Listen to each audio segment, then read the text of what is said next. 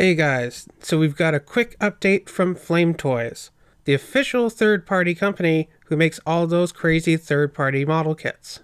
It seems like forever ago that they announced they were working on kits based on UltraPrimal, IDW Rodimus, and Windblade, and now we finally got some great prototypes of them. Starting off with the boss monkey himself, UltraPrimal. He looks badass. It's definitely an interesting take on UltraPrimal's design. The fur detail is especially cool, the way that it's sculpted with these thick, hard edges. It looks very anime, almost like fire or something, which would make me think that if they ever did a burning convoy version of this mold, he'd look phenomenal. I will say though, I don't like how they've done his chest. To me, Primal's chest was always this kind of big crest, but here they seem to have separated the top part of it from the bottom part, making the bottom part of it look more like Optimus Prime's truck grill abs. And as we all know, Optimus Primal is not a truck, he's a monkey.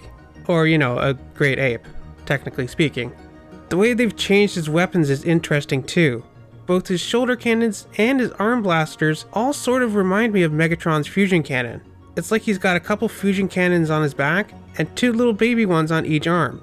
In fact, they're kind of like mini versions of Tarns. I can't say I like how they have this little connector piece sandwiched between the two barrels. I think I would have liked it better if it was more like Optimus Primal's original blasters and they just had the two barrels stuck together. Other than that, he looks great. Head sculpt is fantastic. I can't wait to see him in color. I will say though, it's interesting that they added this kibble to his hips. That fur panel almost makes it look like he could transform. But he can't because these are official third-party model kits. And even model kits, Hasbro does not let any licensee make a product that can transform that would potentially compete with their own Transformers lines. Also, I wonder if he'll come with swords. I don't see why not. Next is IDW Rodimus. What is there to say about him? It's IDW Rodimus as a model kit. And as I previously mentioned, the downside of these figures is that they don't transform. And call me crazy, but I usually like my Transformers figures to actually be able to transform. So when we've already got other unofficial third-party figures like Mastermind Creations Calidus and SXX Hot Flame, which are both really good versions of IDW Rodimus and do actually transform, personally, I'd pick one of them over this. But if you absolutely must have an official IDW Roddy, even if he can't transform, this is still a very nice and only option. I do wish he had other facial expressions though. I'm not really digging the blank stoic face. I don't know if Flame Toys kits usually come with alternate faces. I actually own one of the Optimus Prime model kits that they did. I got it as a gift, but I never put it together. So I don't know if they normally come with facial expression options or not. What else is there to say? It's IDW Rodimus. Like Primal, I wonder what weapons or accessories he'll come with. And finally, the one you've all been waiting for, Flame Toys' version of Windblade. Oh boy, where do I start? Let's begin with what I think of the figure. My raw, unbiased opinion is that she looks cute. I mean, it's definitely Windblade. She looks very feminine. It's a different interpretation of her, just like how the Machinima series Windblade is different from the Cyberverse Windblade. But I don't think we can avoid it any longer. Let's get into the controversy. So apparently some sections of the fandom, including some of the people who, actually worked on Windblade in the comics, are very upset about this new figure. And their main complaint is that they say that it's too sexualized. Which, I mean, I can't really say either way. In many ways, to me, this doesn't look too different from any other Windblade toy or any other female Transformer outside of the likes of Strika or Clobber or Strongarm or Nickel. It's obviously going for a female look rather than something a bit more gender neutral, but it's still a far cry from the likes of Big Firebird's Nicey. Yes, she does have a butt, but wouldn't it look weird if she didn't? That's what they were going for here with this design. What's the alternative? Give her a skirt? Then people would be complaining that you could look up her skirt. Seems like a lose-lose scenario. Is it the breasts? Windblade always did kind of have breasts, with the exception of her original design, which had more of an RC-style monoboob. If anything, they've grown more distinct in the comics and other fictional appearances. At least her breasts here are relatively modest compared to Nicey's huge melons. Although, maybe that's a problem too. the fact that they're sculpted to look like breasts rather than just a piece of breastplate armor. Here it's the other way around, how Windblade's armor is sculpted in the shape of breasts. Honestly, to me, she's kind of the opposite of Primal in the way that she doesn't so much look like a Transformer, but more like a human in Transformers cosplay. I mean, it looks like someone took an old Ghost in the Shell Major or similar kind of sci-fi anime bodysuit cosplay that they just had lying around, and then grabbed a couple old Tron discs and made a backpack out of it, and then repainted the whole thing and turned it into a Windblade cosplay. Also, this design was done by an artist named Ban, who is known for this kind of cheesecake art or even more erotic stuff. So this is totally what I was expecting going off the designs from over a year ago. In fact, he's also done similar designs for RC and Black Arachnia, and I'd love to see Flame Toys tackle them as well. I mean, this is obviously intended for a certain demographic, and if you're not part of that demographic, you're obviously not going to buy it. But I think it's unfair to petition Hasbro and Flame Toys to not make this because you disagree with it. Yeah, you're not going to give it to an 8-year-old, but what 8-year-old is putting together model kits to begin with? Most 8-year-olds probably don't care about toys because they have tablets and smartphones. This is obviously intended towards an adult collector. In fact, I just went and dug out my Optimus Prime kit that I've yet to put together. And you know what it says for the age restriction on the box? 15 and up. So yeah, these kits are definitely not intended for little kids, unlike the Cyberverse toys might be, for example. So in my opinion, I think she looks cute, even though she doesn't look like much of an actual Transformer.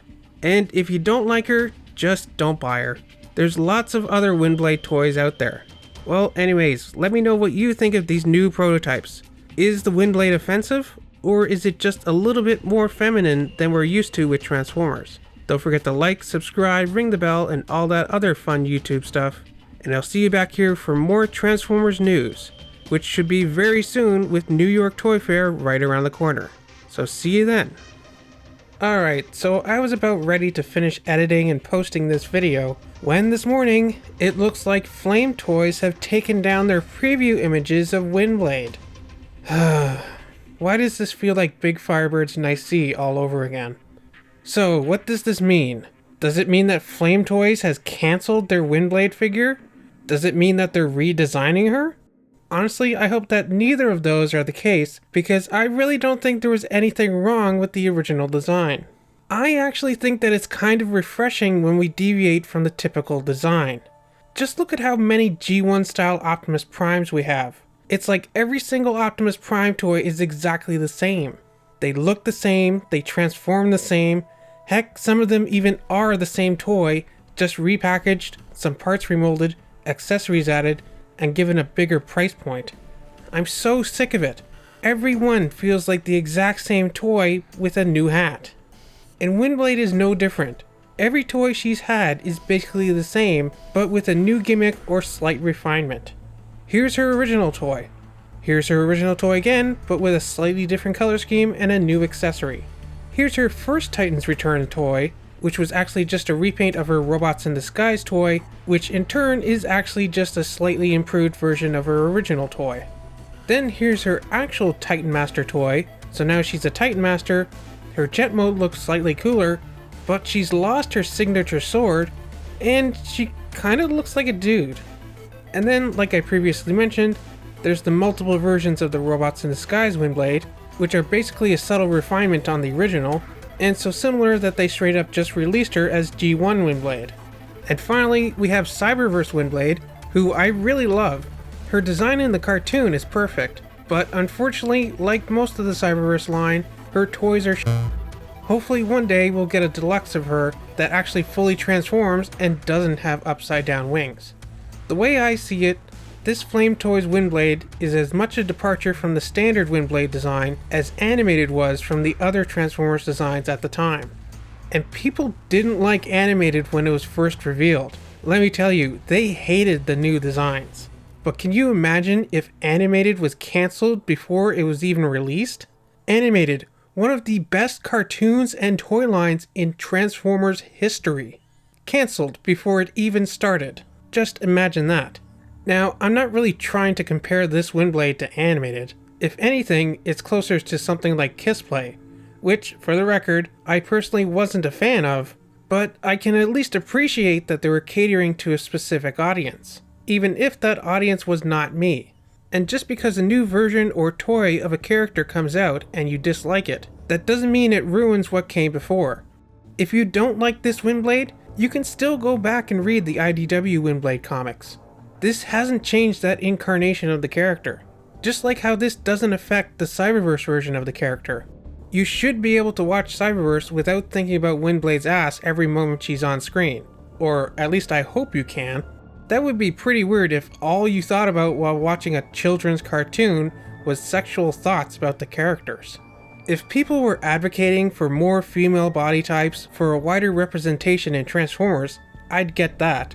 I can dig wanting to feel like you're represented in the thing that you love. Whether you're short, tall, thin, plus-sized, black, white, young, old, gay, straight, cis, trans, non-binary, dual soul, or whatever. I get it. Believe me, I get it. But this uproar seems to be kind of the opposite, where they want Transformers designs to be so boring, milquetoast, and homogeneous that they all look the same. I'm sorry Transformers isn't She-Ra, where every character looks so alike that you can't tell the boys from the girls. Transformers isn't like that. In fact, that's one of the best things about Transformers, is that you can have someone like RC and Strika next to each other and say that these are both girls. Or someone like Bulkhead and Prowl and say that these are both boys. Or characters like Novastorm and Thundercracker, and one of them is a boy and one of them is a girl, but they both share the same body type. Honestly, I think Transformers products should be as diverse as the fandom itself, and appeal to as many demographics as possible, even if not all of those demographics overlap.